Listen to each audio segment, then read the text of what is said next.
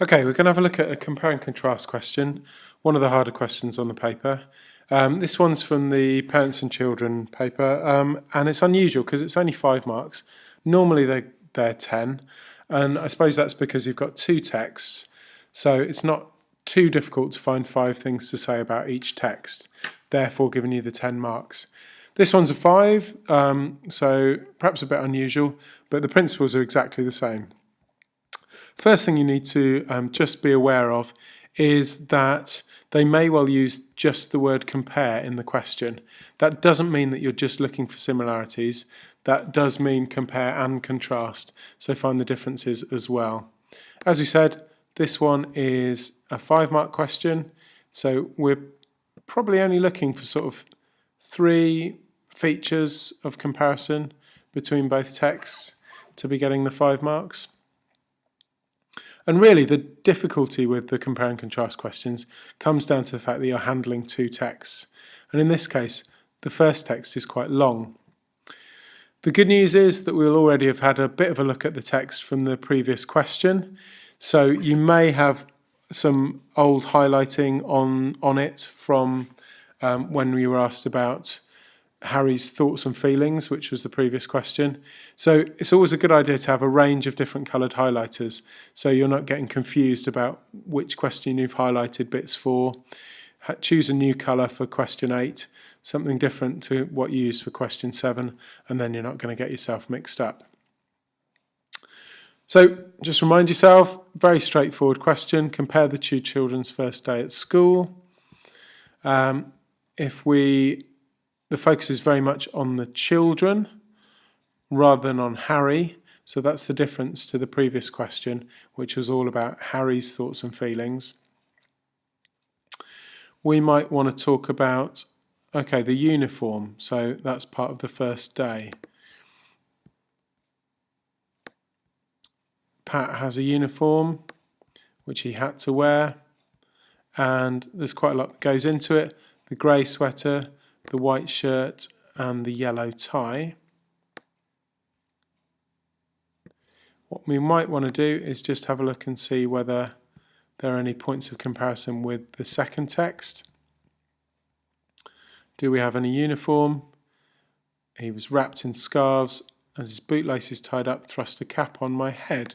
So it sounds like, even if it's not a uniform, he's being dressed up in quite sort of particular clothes for school, and maybe the cap on my head, the way that that's described, it's not thrust my cap, thrust a cap on my head, as if it might be a new thing. So there's a point of comparison. If we go back to the first text that we know a bit better, we've got his age, approaching his 5th birthday. That's not really about his first day.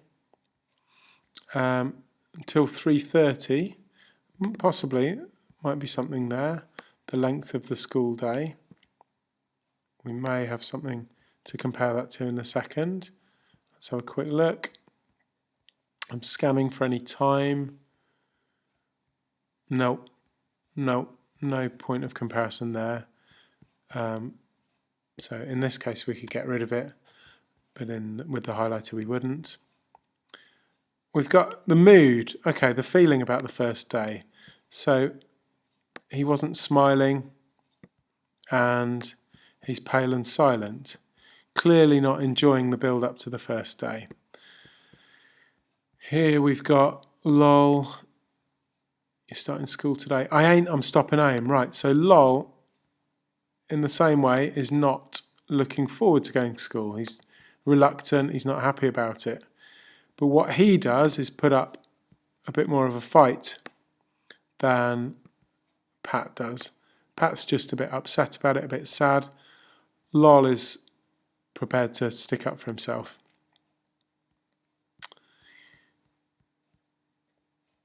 Nothing else there particularly. Chin trembling, we've just got that reinforced sense of sadness that we get from Pat. If we move on to the rest of the first text, I was seized by a moment of panic. Well, that's more about Harry than it is about Pat.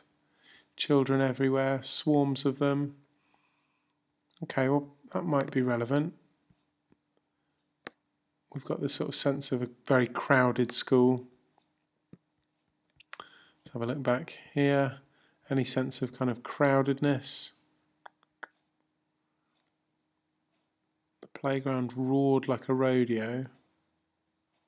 The rabble closed in. Okay, so there's a sense of action, a sense of there being a crowd making quite a lot of noise, quite frenetic.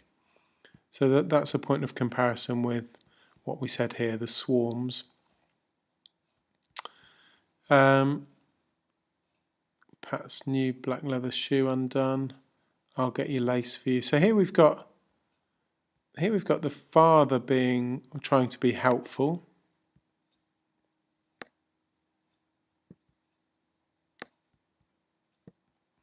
Let's look at whether anybody's helping Pat here.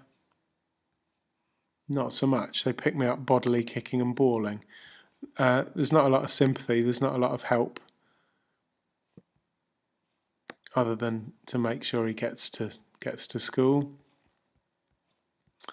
Got a pretty good range.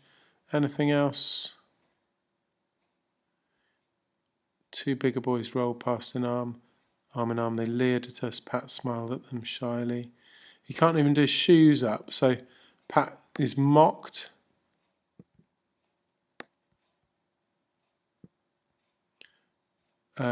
Anything similar in the second text? Rebel closed in. I was encircled. Grit flew in my face like shrapnel. Tall girls with frizzled hair. Huge boys with sharp elbows began to prod me. Okay, that's a pretty good comparison with what the bigger boys do. But in the previous text, it was some mocking. Here it's more physical. So a comparison that we can make. Right, plenty to say. Let's start writing up. Just better create a text box. And from the start, I think we're going to show that we're dealing with two texts together. So a word like both texts, and then let's see, what was the first point we made? Oh, it was about uniform. So rather than both texts, both boys have to wear particular clothes to go to school. Then I'm going to use the boys' names to make it clear which one's which. So the first one, Pat. Pat has to wear, now I'm going to drop in the quote, sweater, white shirt and yellow tie.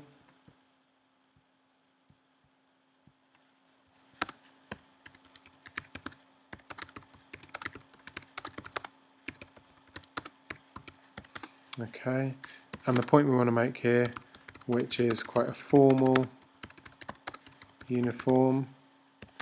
In contrast, lol, right, let's find the quote. So he's wrapped in scarves and has a cap thrust on his head. So let's say that.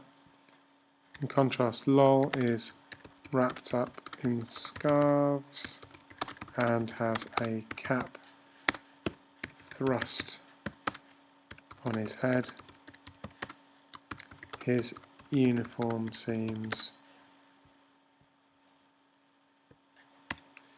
it's a bit more, seems less formal, a bit kind of more thrown together. So a good word to describe that would be haphazard. It seems quite thrown together. His uniform seems a bit haphazard and thrown together compared to Pat's. So a nice thing that we're doing there, although there is a similarity, we're unpicking the detailed difference between the two. Then we'd move on to the next point of comparison. So we've got, the point of comparison is the mood. So Pat's mood at the start of the day is sad. Find the quote.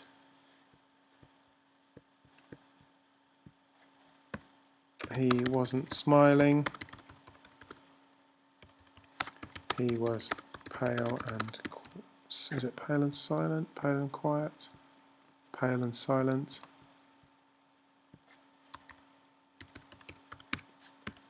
Okay, the similarity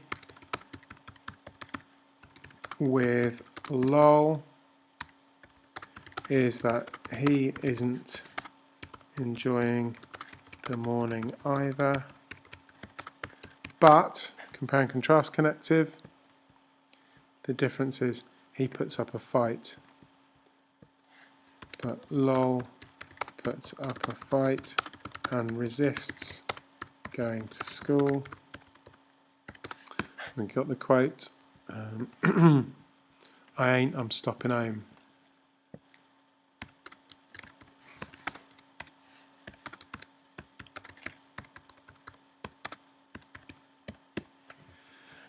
And that leads us on quite nicely to like the attitude of the dad compared to the attitude of the sisters. So again, perhaps whereas Pat's father is helpful and supportive, and we need the quote about the shoelaces.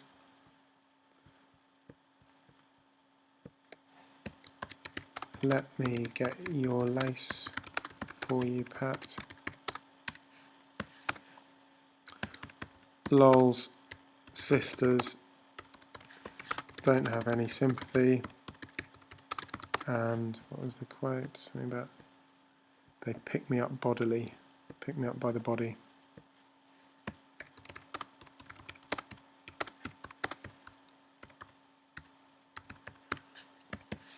Now that's probably enough for a 5-mark question. We've got the clothes, point of comparison, which we developed quite nicely. We've got the mood, comparison, and we've got the attitude of the relatives. I suppose we have got one quite nice point, that both of them are picked on in some way.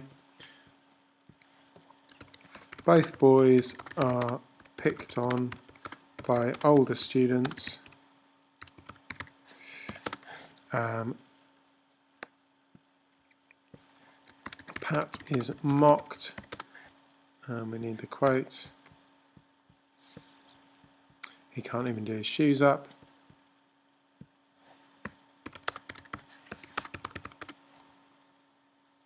Capital for the quote. He can't even do his shoes up. But, so again, compare and contrast connective. Lol is actually physically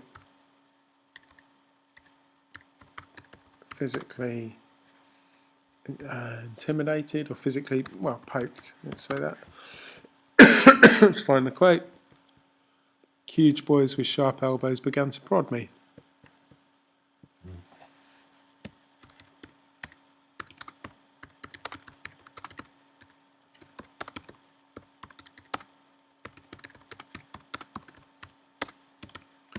And I think there we have definitely got a full mark answer.